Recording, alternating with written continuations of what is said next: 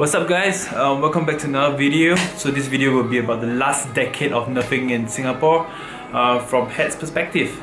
So I actually made a video before this which was really very long because it was the whole 10 years and then question and answers, and I feel that I repeated myself quite a number of times. So this is actually a remake. Let me start off with history, now I'll jump straight to the question and answers. So when I first started nerfing, I actually used a long shot before, So my first blast was a long shot.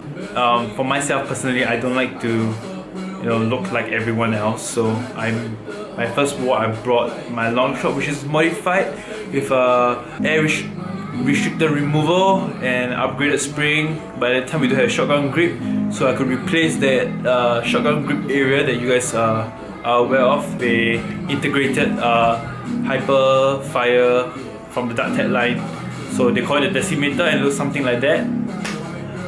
But if your first war, awesome experience, had a bit of rivalry with some guy, and then this one guy actually is part of a team, the very first team in Singapore. I won't name what the team is, it's a 4-member team. And fast forwarded a bit, next war I went, I actually modified a rapid fire shotgun. That will be the very first one in Singapore as well. But at the time we only used these darts.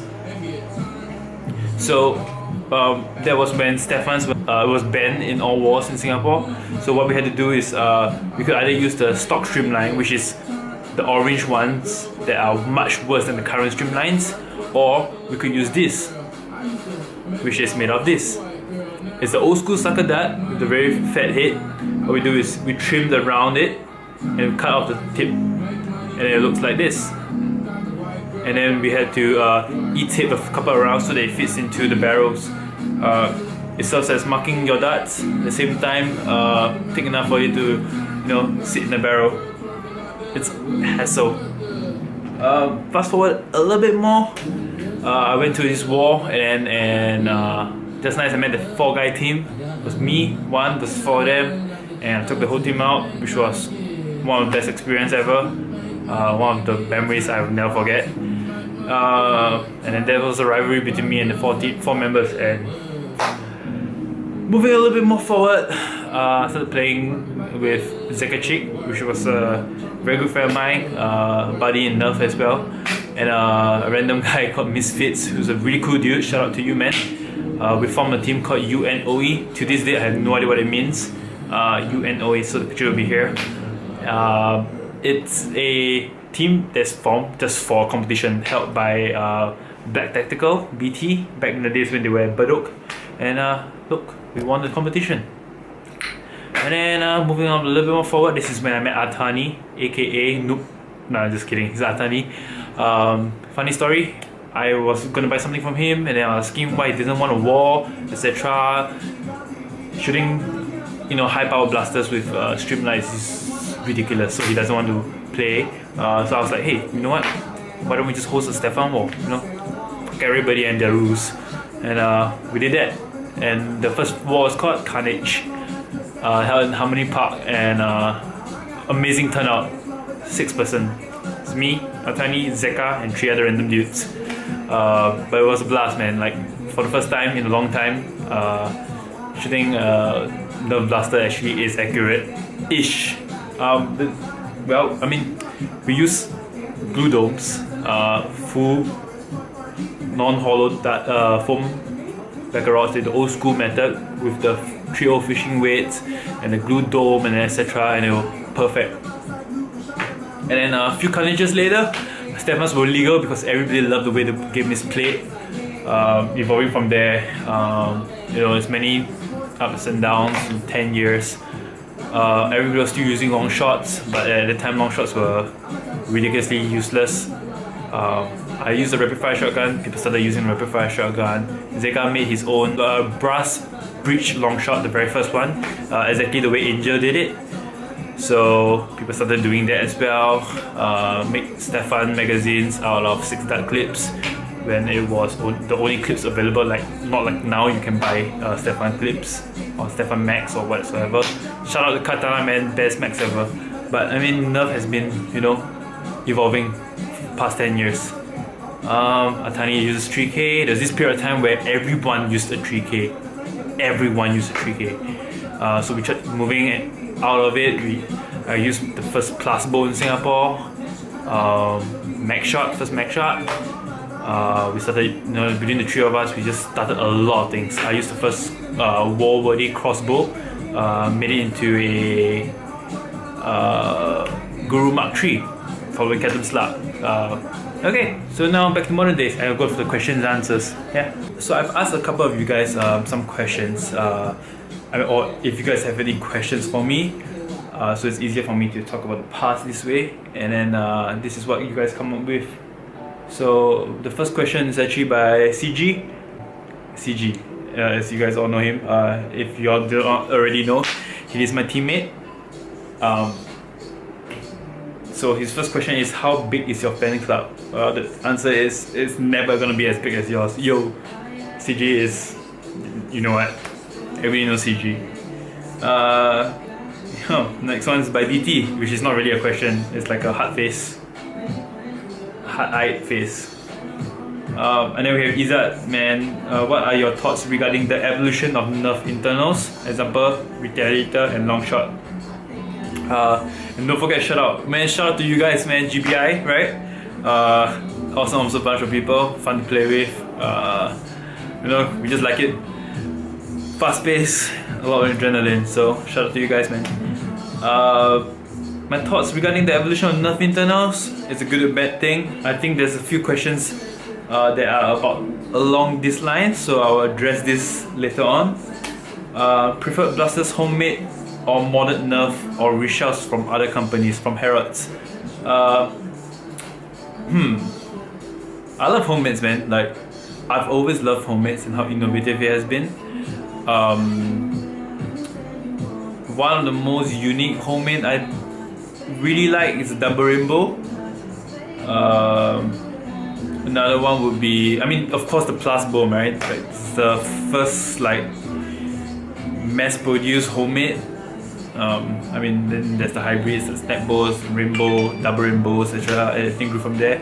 Yes, LT is another awesome homemade. There was one by Make It Go. Shout out to Make It Go. Brilliant homemade. I can't remember what it was called. Some home wrecker or something along these lines. Brilliant homemade. Modded nerf reshells from other companies. Modded nerf has always been the go-to. So, in terms of what you can do with it, makes thinking out of the box. The end product of thinking out of the box a lot more interesting. So, out of the three, I would just have to go with modded nerf.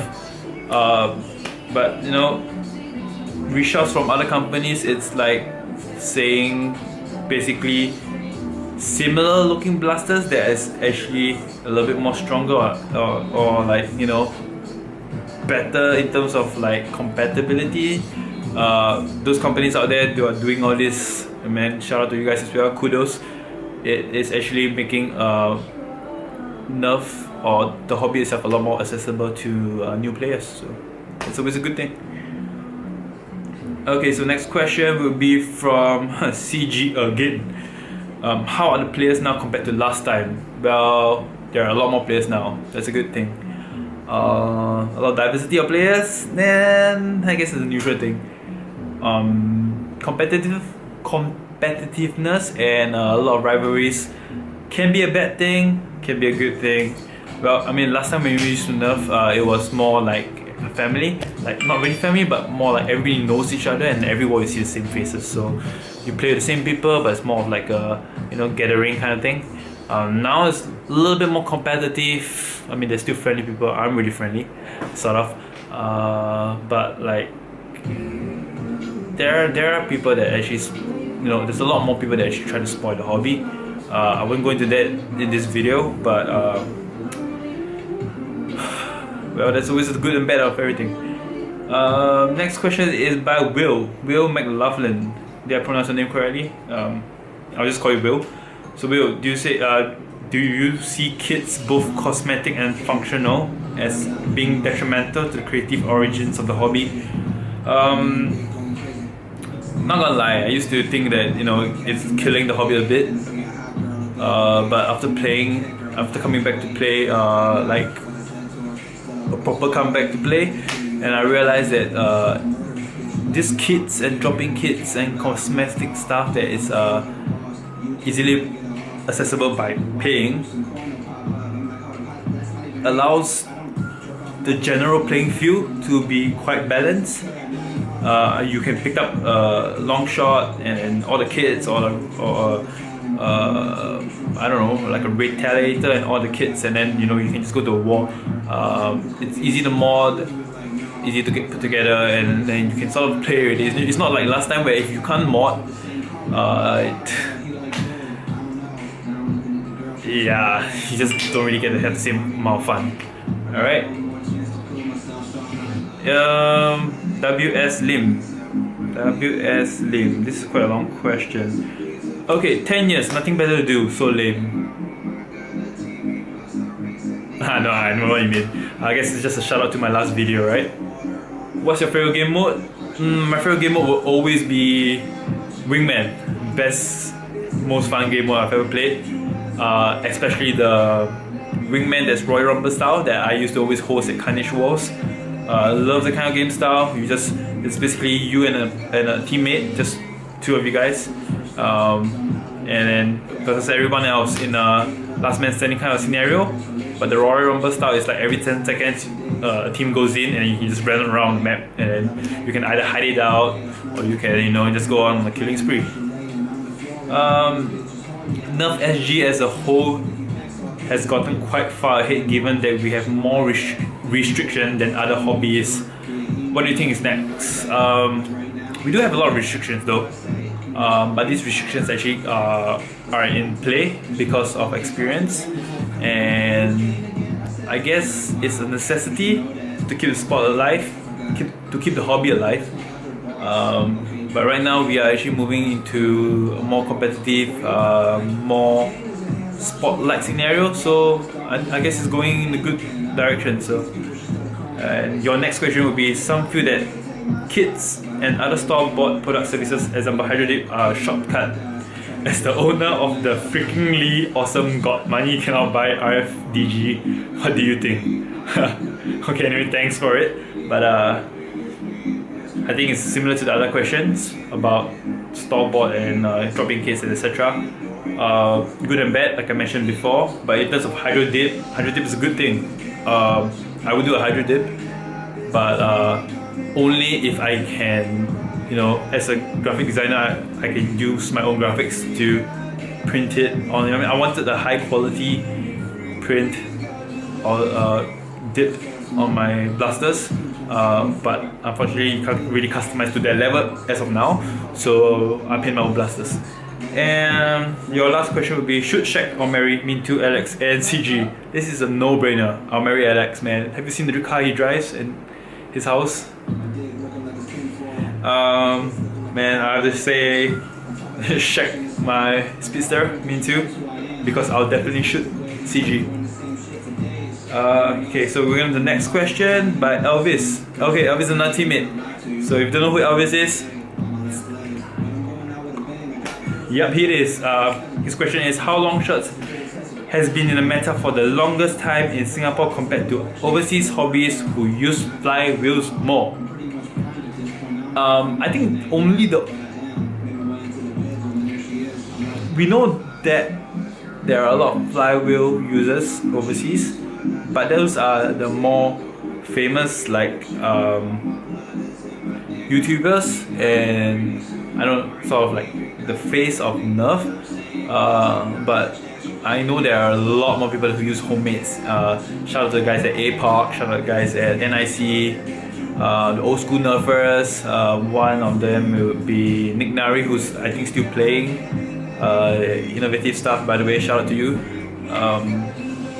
Yeah, actually a lot of overseas hobbies actually use high powered blasters, but in Singapore it's long shots because it's easily accessible and we don't have tools like every household is set and is banned.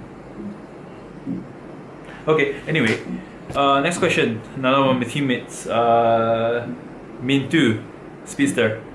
Modding versus gameplay. Does a better blaster mean superiority in the battlefield? Say it louder for the people at the back. No, it does not. Why did I say that? Because as of now, you can just buy anything and you make it into blaster. They're more or less. I mean, tuning it makes it more effective to your own playstyle, but you know, you can actually just buy off something and still use it in any war. So the level playing field is quite there, and the only differences is how you play the game. Yeah. Nick. Oh, shoe guy. History of shoes. I think it was during the Vikings era. I'm just kidding. I guess it's about history of shoes in Nerf. It's something new to me actually when I first saw you using the shoe and the whole shoe rules, and then you know, missiles and etc. Blah blah blah blah blah, megas and whatnot. I used to allow shoes in my war that I host with Atani. The only differences is you can only use a Nerf shoe, which I think is called the Stonewall shoe. And the only other rule is that if you're using a shoe, you can only use a one-handed, or not say one-handed, more like a pistol-like blaster. That is probably only AR remove to help balance it out. Yep. But that was because of the way we played Nerf during that time. So pretty cool, man. Shoe guy, wrapping the shoe. Ian Wong. Will you be using scepter and crossbow again? Unfortunately, I will not use the scepter anymore because I just don't dare to bring it out anymore. But if you'd like to check out the scepter video and the birth of our nickname Tooth Fairy, you guys all know him as Tak, one of my teammates.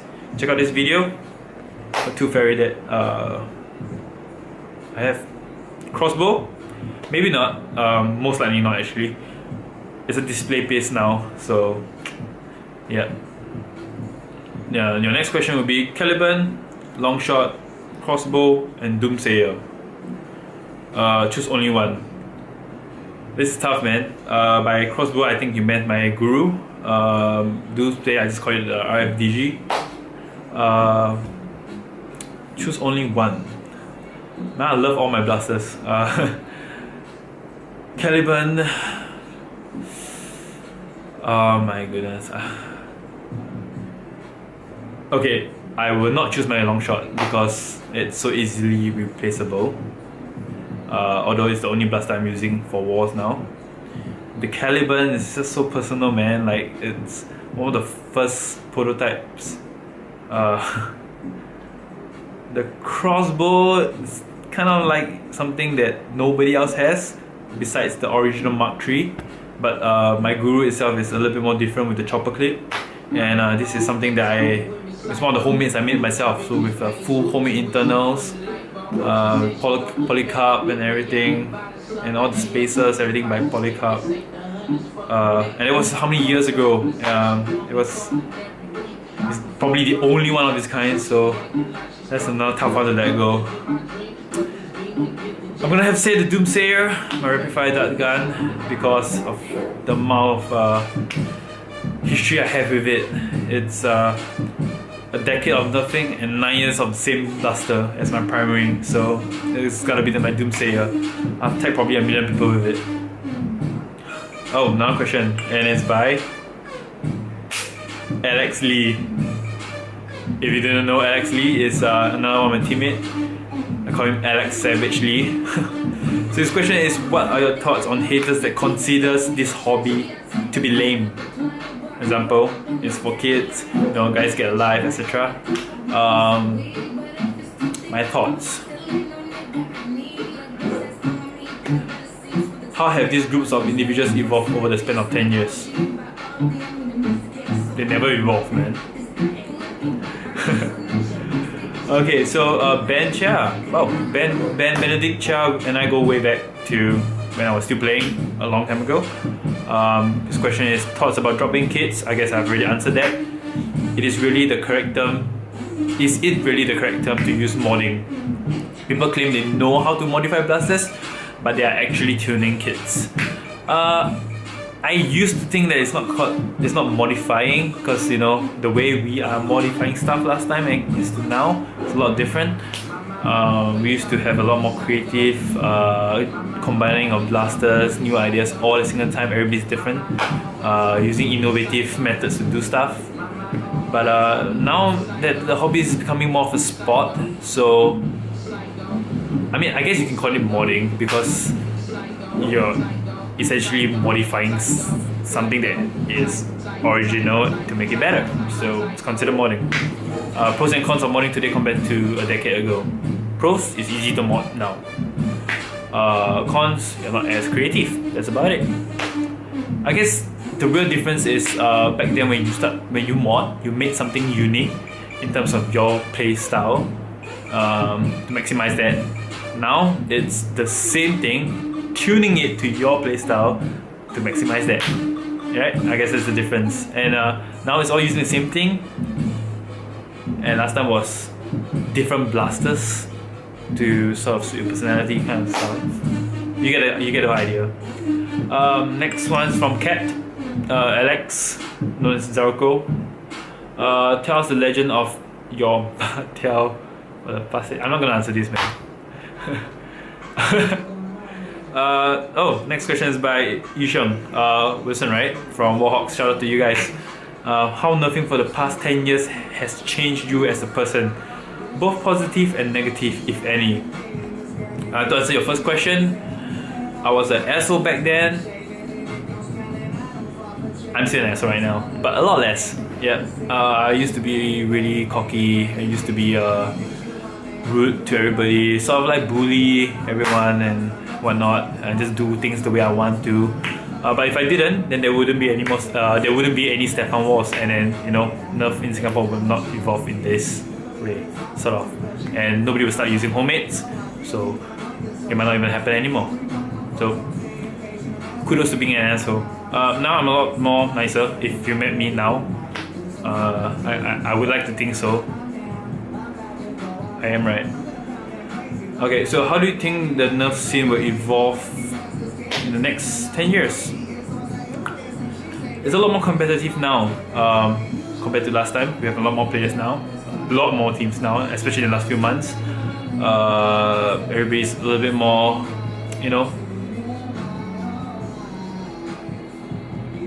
in tune the way how it should be played. So I have only, good hopes and positive vibes about how our hobby will become in the next 10 years. Favorite player model both overseas and locally. This is so easy. Favorite player might be a little bit more difficult. Model. Locally, I would say, as much as I don't want to say Antani, I guess it's because we have the same liking towards unique old school blasters and doing something that nobody has seen before, combining stuff. For me, I love integrated stuff. For him, he just likes to make dicks. but I think his mods are really cool. Check out his old videos, man. Model overseas, tough one. Cap will be Caps Luck, but that's a little bit different. I think engineers wise, you gotta shout out to my man FA24. The whole reason why I got the rapid fire that I got in the first place, the whole reason why I started filming wars in the first place. His blasters might seem normal to you guys, but back then, if you look at a rapid fire dart guy, you look at the pump action shotgun, you look at his Talos, you look at pistol splat, nobody would even think of what to do with it, and he looks at it and say, hey, let's make a next generation blaster. So during that time, it's ingenious, man. So that would be FA24. Favorite player, both local and overseas. Favorite player would be Zeka, man. I mean, he's my friend, but like, he's probably the only player ever that I am actually wary when he's running towards me. Because if you've seen him, it's like freaking hawk. That is very agile. He is the epitome of sportsman. And yeah, Zeka. If you played with him before, you know what I'm talking about. Favorite player overseas. If you watch FA24's videos, like I do, because I worship his videos, Scano3 favorite video ever, most inspirational back in the day until now. You'll see another rapid fire dart gun user known as Slow Guitar Man. Really cool rapid fire dart gun. He made it his own. I guess he's my favorite player. I've only seen him in one video and I just like the way he plays. Oh, let me just add something to your question. Favorite channels? I don't think we have much local channels, but overseas wise, shout out to Eldos, man. Eldos, keep doing what you're doing. I love to watch your videos. It's interesting. Another Nerf war related videos. I mean, my man Jangula, also cause you're bridging the entire international community together with your videos. So shout out to you guys as well. Another question from Alex Kong, Zarko, my captain.